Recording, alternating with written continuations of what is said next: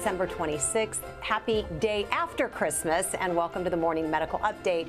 Got a little secret for you. We are not actually here live today. Perhaps our holiday looks are giving it away. I don't understand what you're talking about. What do you mean? I always wear this hat. We just wanted one last day when we could show off our ugly Christmas sweaters or vests. For some of us. It's a good look. Well, Steve, I think you still win the prize for the ugliest ensemble. I do, and it's my hat with the flashing lights. It just takes it over the top. You guys look good. All right, well, we have recorded this introduction to one of our favorite episodes for you to enjoy while you're spending time with your families and we're spending time with ours. And despite, as we know, sadly, with the modern medicine that's out there, there's no way to really stop the aging process. You've started it clearly. I am not staring at you. It's the hat that's doing it. I'm in the same boat with you. Yeah, well, that's right. But there are things we can do to stay as healthy as we can as we get older. You all remember back in September, we devoted a program to showing how vital it is to keep active as you grow older. And Jess, we had a very special guest that day. Yes, we did. Along with our medical experts, we had my dad, Merle, join us. I remember that. Merle was here. He's 76 years old, and I was excited to have him on the desk with us. You know, the way he keeps fit with shadow boxing and hitting the heavy bag was inspiring to all of us. There are days I've wanted to do some shadow boxing and heavy bag, but I think I'd probably hurt myself. And our other guest left me with an earworm every morning when I think about that childhood song she sings every day. Hint. There is exercise involved. Yes. And it goes to show you that sometimes the best medicine, especially for healthy aging, doesn't come from a bottle. Well, we all hope you enjoy this Encore presentation, and we will be back live with you on Monday, January 8th. Until then, happy holidays.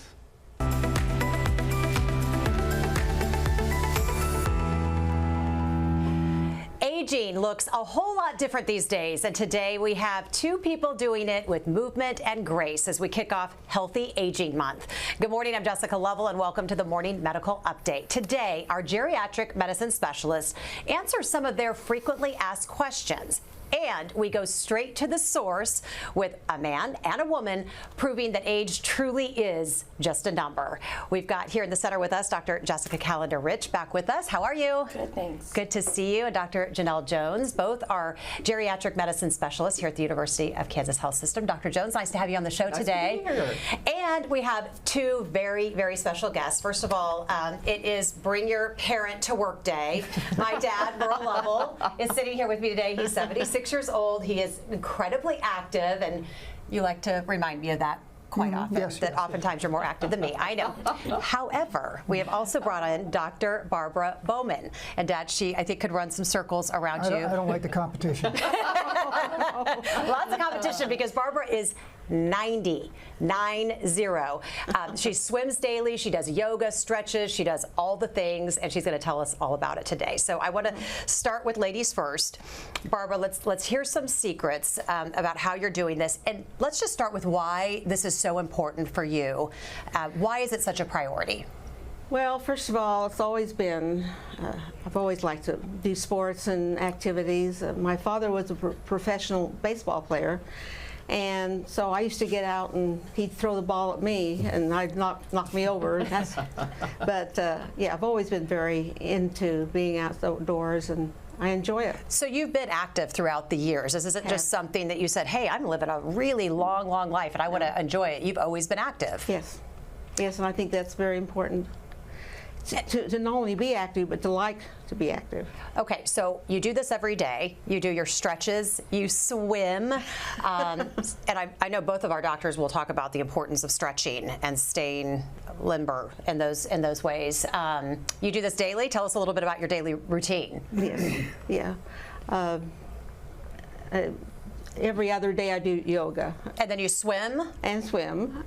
And I also do at the Powell Community Center, an activity called Health Benefits, which is all three of the core and strength and cardio activities. Okay, so you brought us a little video of something that you do. You've been doing it since you were like 9 to 90, head, shoulders, knees, toes. Tell us about it. All right. Well, I learned this in Girl Scouts, and it's a little song. You can't hear me singing. Well, do it now. What is it? head, shoulders, knees, and toes. Knees and toes. Knees and toes. Head, shoulders, knees, and toes. So early in the morning. Yay. That's I what love I do it. when I get up in the morning. That's perfect. Something so simple, Yeah. right, Dr. Calder-Rich? I mean, just something as simple as just getting your body going can Right. make all the difference. Anything that you do is the thing that you do. Anything you do. Dr. Jones? Yeah, I mean, what we talked about here is, it's wonderful to engage in activity from the time you're 9 to 90, but you can start today, right? And so that's what I tell everybody. We all got up this morning, and so we can start to engage in activities today. All right, so Dad, let's get with you. What are your daily activities? How do you stay active? Well, I still work. I get to work about 7, and I leave at 1:30. And if the weather's nice, I play golf.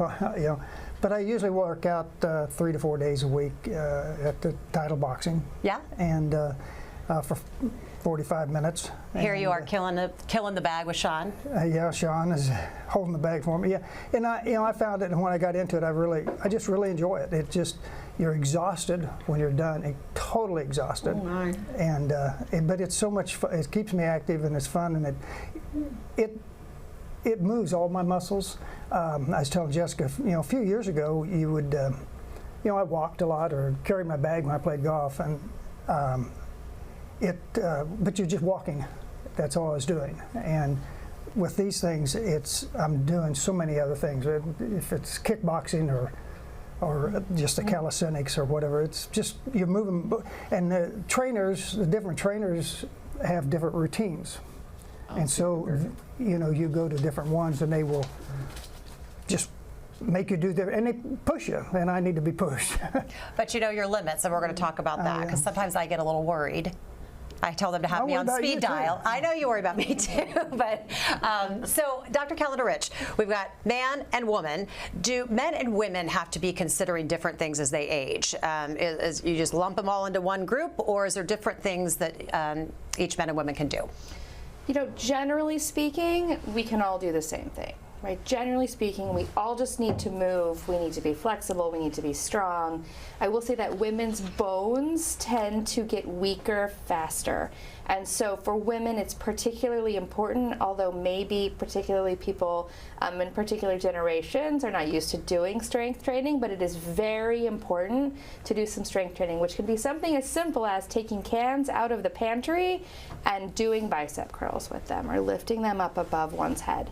But really, it's just important for everyone to move and maintain that strength and flexibility. Dr. Jones, your thoughts just on men and women doing it differently, doing it the same? Well, what we talked about, Dr. Calder-Rich pointed out the one significant difference. Women's bones start out smaller, right? And so it's easy to lose some bone mass with age. But everybody needs to do cardio, strength, and balance training as they get older. And it doesn't have to be in a gym, but everybody needs to do those 3 things, I think. Yeah, and we've talked about how it can be simple. Grab the cans, grab a chair, and just start one day at a time. How old or at what age should somebody engage with like a geriatrician? Or is just seeing your doctor enough?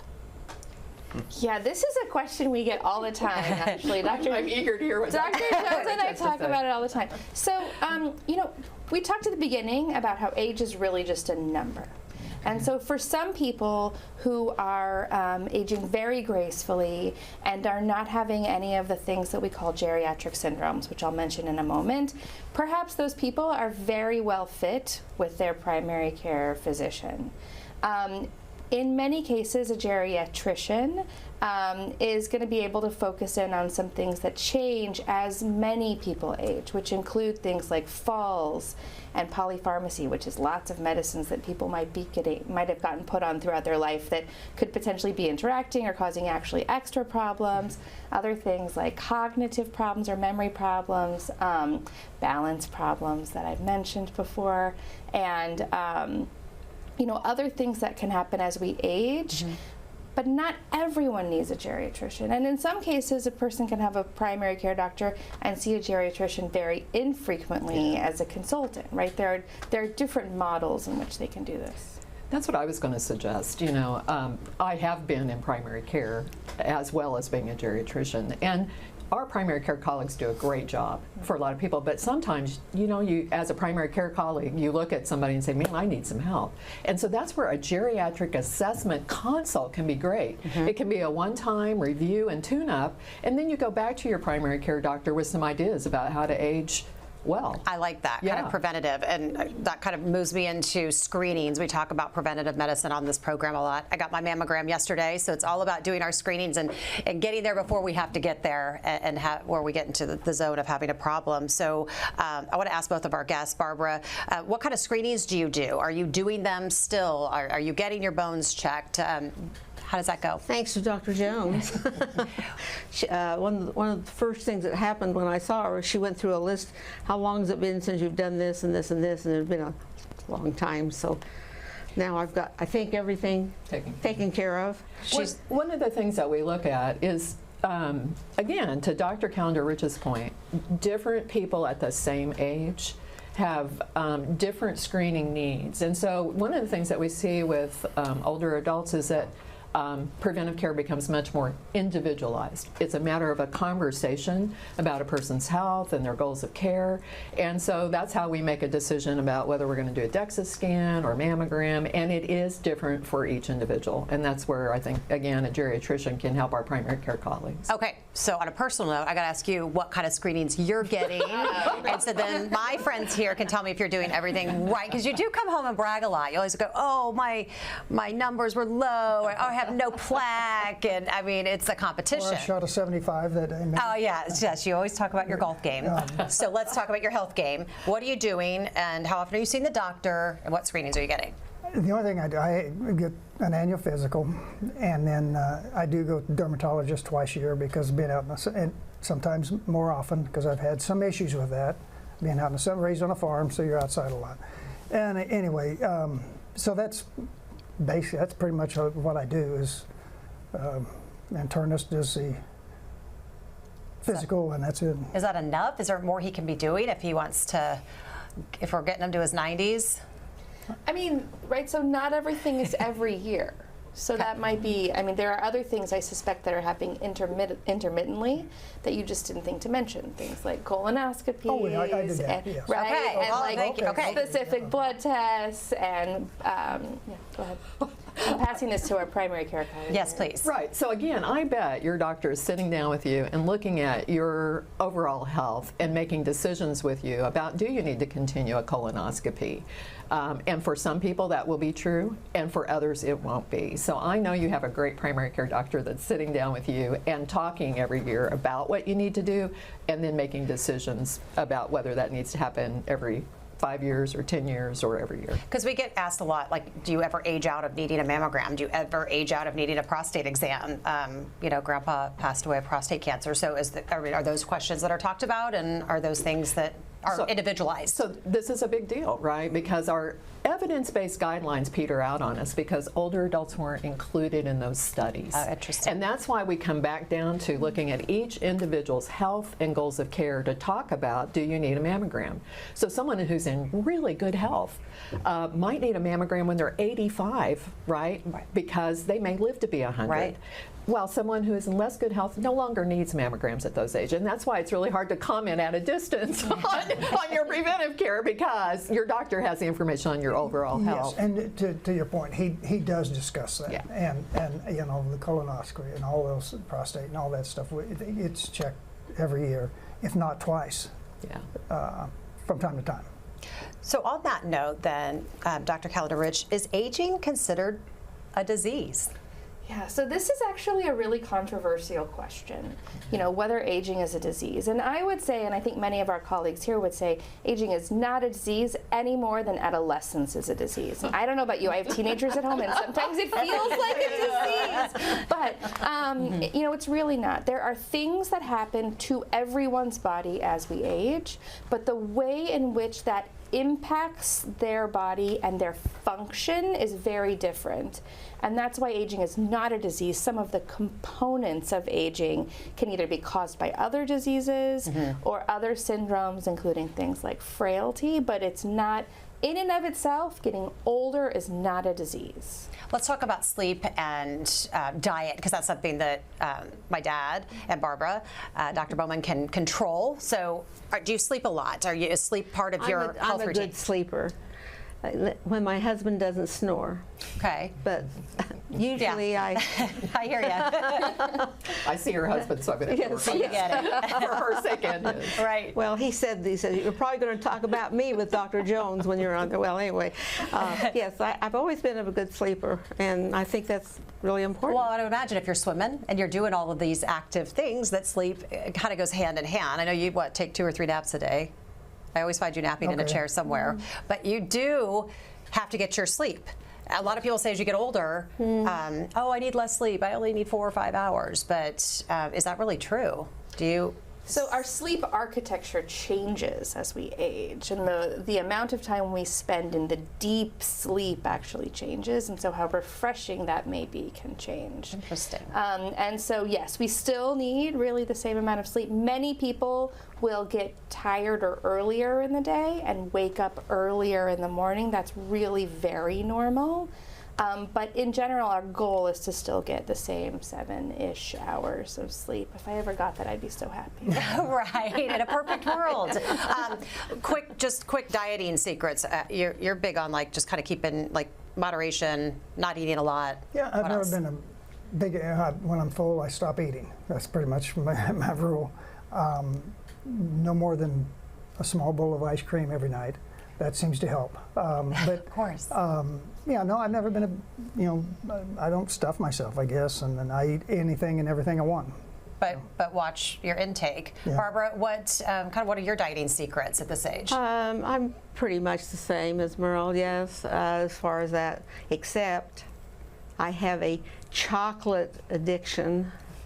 I think we're okay with that. Oh, well, the chocolate has some sugar with it, so I have to be careful I don't What do is that. what is this that you're eating? Just chocolate, raw, straight up, or ice cream, or cake, or all of it? Have you ever heard of Hershey's Kisses and Yes, things like that? and you just pop them in. Yes. Yes. So that's something I have to be very careful about, but I'm not anymore. I think, oh, I'm 90. I might as well eat and stuff. Well, and a lot of people do think that. Oh, I've earned it. I can just eat whatever. Right. But again, I mean, you've got these people living so long. I mean, you got to do it right, Dr. Jones? Yeah. One of the things that when people come to see me, one of the questions is, how can I forestall, let's say, cognitive deficits or impairment in the future? And we talk about, there are studies that show that a Mediterranean diet can make a huge difference. And these are things that are preventive. Sleep is a huge factor in forestalling future cognitive decline. There's other factors as well, but one of the things I talk to people about, life is about joy, right? So we don't want to feel like we've lived a long time because we've denied ourselves everything that gives us joy. So I think a few Hershey's Kisses along the way are also Thank you. Doctor's orders. So you've got it. She said it right here. So let's talk about it. We talk about the physical, but let's talk about the mind. And Dr. Calendar-Rich, we've talked about this. I'm going to ask our guests, how do you keep your mind sharp? Well, I think working out helps me if I'm keeping my mind sharp, for one thing. And still working. And yeah, Getting up every day, going to your job. Yeah, good job. I still enjoy that, and that keeps me active. I like to read. I don't, and that's kind of a hit and miss. Sometimes I go through periods where I read a lot and then I stop. And but that grandkids, spend time with them, and that will keep you active, and your mind.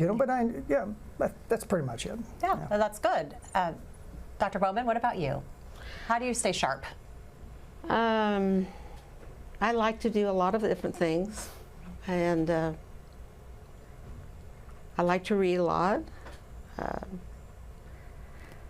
Just in general, I have been always into lots of things, I guess. Yeah, just a good balance of everything. So I would say you all are doing exactly the right things. Thank you so much for sharing all of this stuff. I think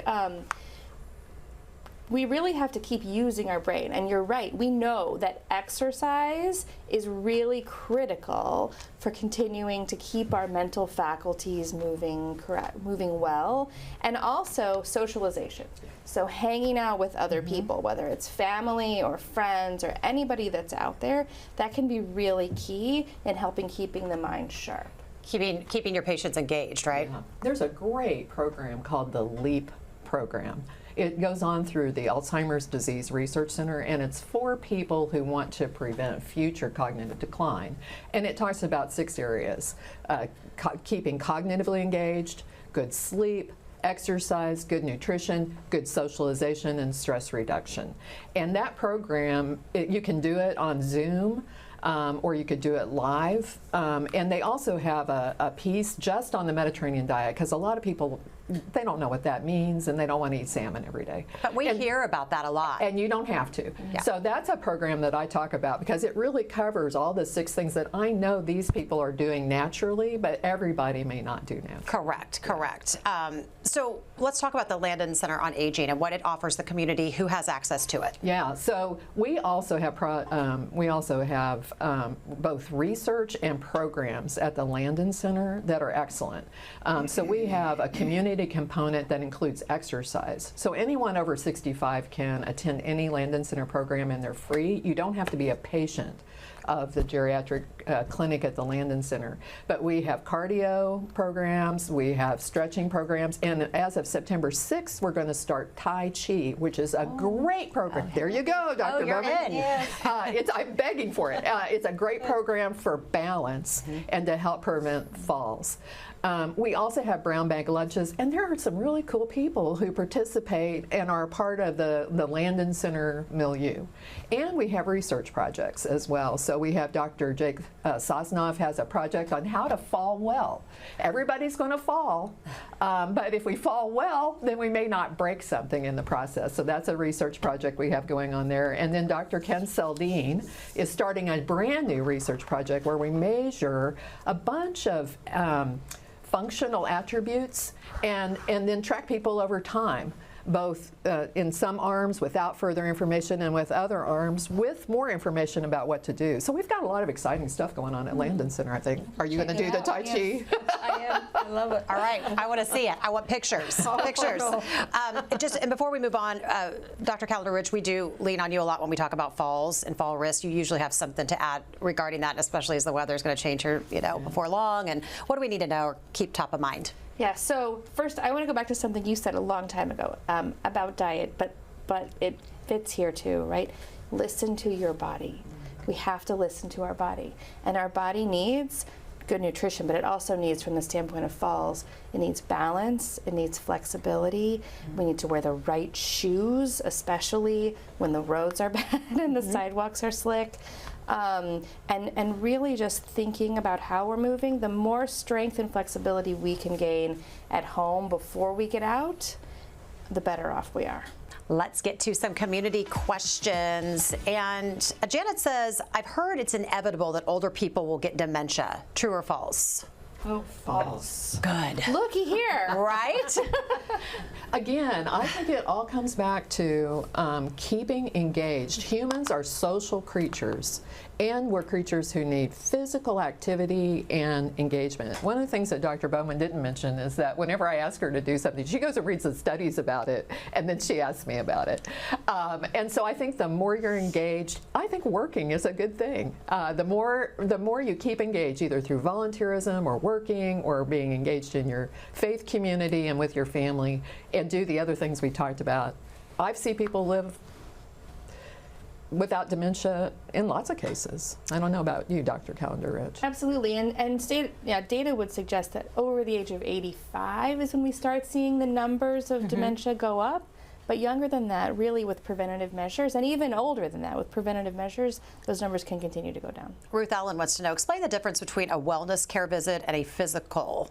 with a primary care doctor? Yeah, so a wellness care visit is a specific visit designated by Medicare, where we actually are just asking a series of questions about preventive care items and doing specific tests that Medicare wants us to have done.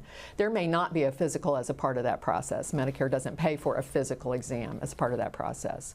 So that is a Medicare annual wellness visit. Separate from that, during any visit, you can have a physical exam, but don't expect to have a complete physical exam when someone calls you in for that Medicare annual wellness visit, because it has a different purpose.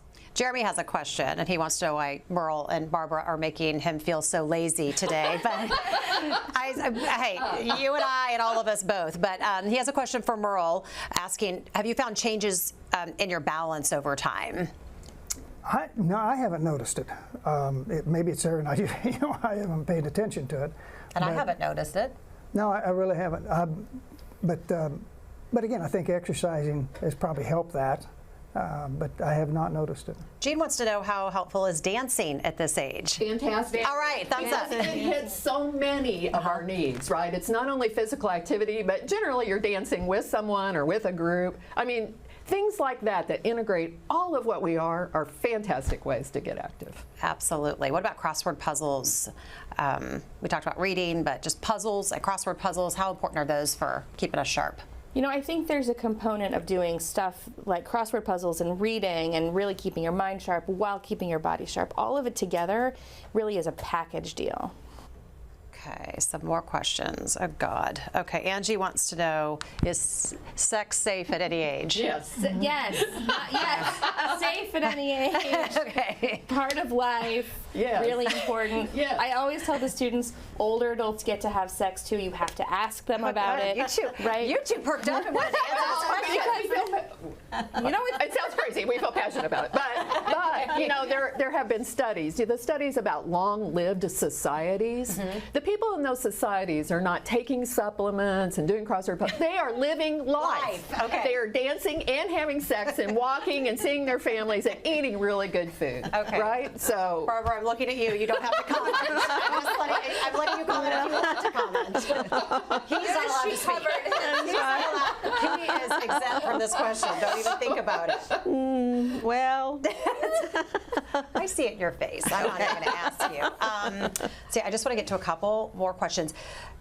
Dr. Calendar Rich, I do have to ask you, for people like myself, and we've had this conversation about talking to our parents, if we're lucky enough to have them around years and years, about those uncomfortable conversations about staying safe, getting the Apple Watch, wearing the alerts, you know, so that you kind of have this peace of mind that they're doing okay when you're not with them. How do we...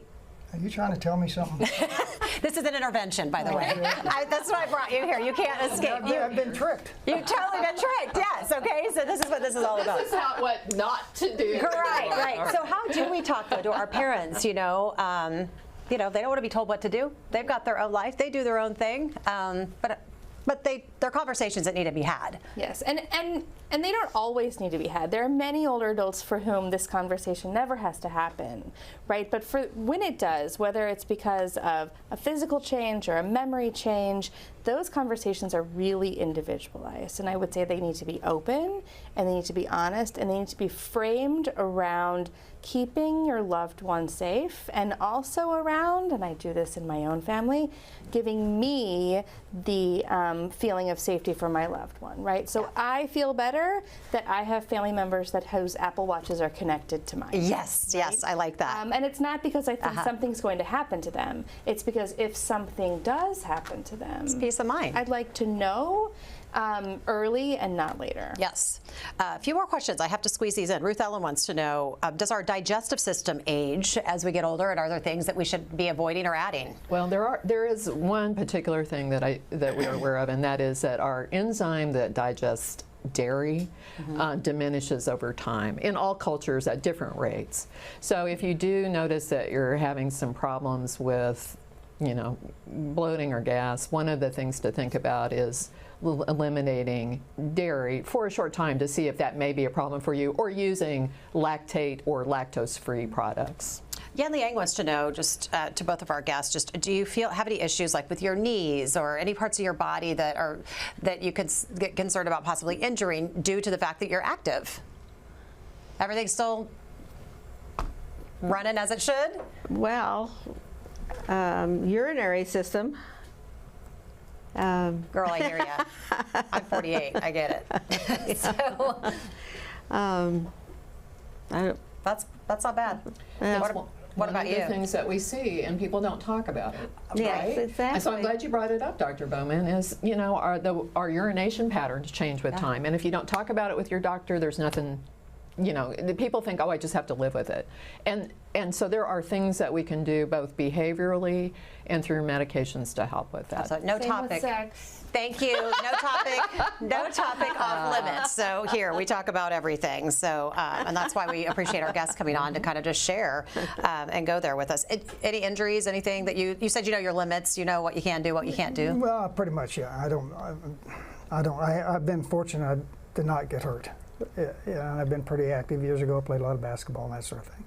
So I just try not to do things that are going to get me hurt. And I know, but there are times, you know, like even just playing golf, you know, you turn the wrong way, and next thing you know, your shoulder hurts, your wrist hurts. Well, I gave up skiing when I was your age because I was afraid I was going to fall. Now you're just making me angry. It's like, are you on skis? I'm going skiing this afternoon. Oh, are you really? Okay. Just to prove Barbara wrong. I love it. Yes. I love it. We'll have you guys back for a comparing contest. Absolutely. I need to get them both in the. No, I'm not coming back with her in here. She's making him look bad, and he does not like that. But We can't have that. We won't do this again. we have to get a little Tai Chi match going on here for sure. I want to get to our final thoughts. Before I do, you're 90, but how do you really feel? Age-wise, what's the number? Is there a number? I really don't feel 90 most of the time. Occasionally, when my knees hurt, but Dr. Jones took care of my knees, so they don't hurt anymore. So I don't know. I'm always surprised when I look in the mirror. Yeah. And it's me.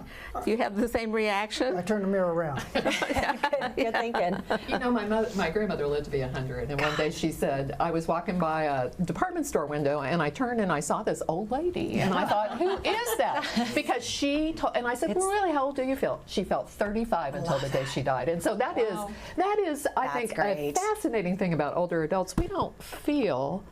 How we feel inside is a really good indicator of how we're doing. And it's nice to hear it from the source. How old do you feel? You know, well, I've jokingly said, you know, I feel like I'm 45 There and you I go. live to be 112. Neither one of those are true, but that's. And I always think of you as, they always say you see your parents like when you graduated high school. Like I think of him as like he's 48 years old. I think of you like my age, you know, you just see him and I'm not. That's not how that works. I know. I'm in denial. I'm in denial of him getting old. I'm always like, hurry, why can't you hear me? Hey, I'm in denial of it also. Right? Well, I want to go around and get takeaways today. Dr. Jones, what do you want people to take away from this conversation? I do think that, you know, there are things that we can change, and we need the courage to do that. And there's things we have to accept, and we have to have the wisdom to know what those things are. But talking to your doctor about it, at least I think people sometimes accept things that we can help address and change as they age. Dr. Bowman, what is the takeaway? Each morning when you get up, think about doing something.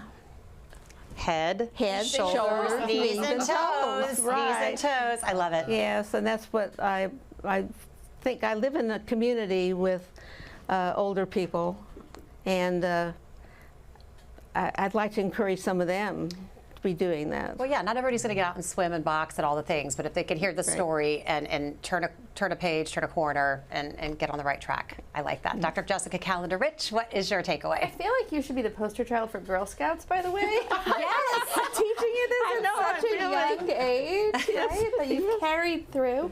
My takeaway is really listen to your body and keep it moving. It needs to move. It wants to move. It wants nutrition. It wants sleep in the right quantities, not all the time, right? Like listening to your body, listening to yourself is really key to keeping going.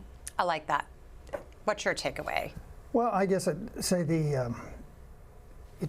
it's Dr. Bowman said she started skiing at my age and 76. Stopped. Stopped. Stopped, yeah. Well, she probably will start again. But, you know, I was 71 when I took up the boxing thing, and it's just never too late to do something like that and just keep going. And at some point in time, I won't be able to do it. I'll do something else. Then I'll take up skiing. Right. Then you're going to follow this lady, right? Great. I love this conversation. Yeah. Dr. Hawkinson, how are you aging so gracefully? You don't look a day over 74, by the way.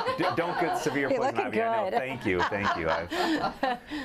No, I think this show is great, and it continues with one of the overreaching premises that we always talk about, and it's prevention, and it's prevention of a lot of things. And certainly we've heard about prevention of aging or feeling those aging effects. It's always vitally important to get good sleep, activity we've heard about, good nutrition we've heard about today.